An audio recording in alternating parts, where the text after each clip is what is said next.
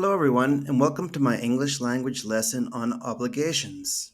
Imagine you're talking to a friend and your phone starts ringing. It's a really important call. What could you say to your friend to excuse yourself? You might decide to say to your friend, "Sorry, but I have to take this." Another example of when you might use have to is when you have a big exam. You might say, "I have to study or I'll fail the exam." Have to is a very common expression in English that is used to express obligation. This phrase is most commonly pronounced as have to in its unstressed form. Listen to this dialogue to hear the difference between the stressed and unstressed form of have to. Ring ring. Sorry, but I have to take this. Really? Yes, I have to. We can also use this expression in the past tense. When you were in school, you probably would have said, "I had to wear a uniform at school." Must is another English expression that is used to express obligation. In some English speaking countries, there's a very clear difference between how the expression have to and must are used.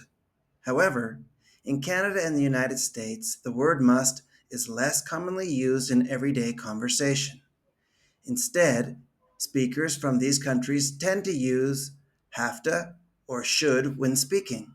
So, instead of saying you must leave early or you will miss a flight, it is more common to say you have to leave early or you should leave early.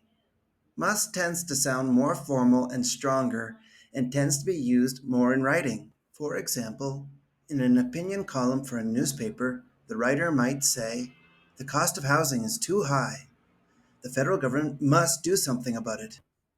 We frequently use must, especially in written rules and instructions. Let's say you are filling out a form. The instructions might say, "You must fill out the form using a black pen." Don't have to and must not do not mean the same thing. Compare these two sentences. You must not use any notes during the exam. You don't have to use any of your notes during the exam. In the first sentence, using must not, this instruction means you are not allowed to use your notes. If you try to use your notes during the exam, your teacher will give you a 0 and you will fail the exam. In the second sentence, using don't have to means your teacher has made a suggestion. If you use your notes during the exam, you will not get in trouble.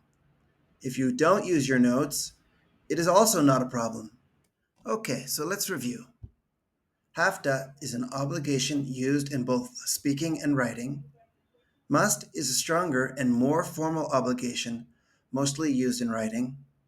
Must not means you are not allowed to do something. And don't have to means it is not necessary to do it.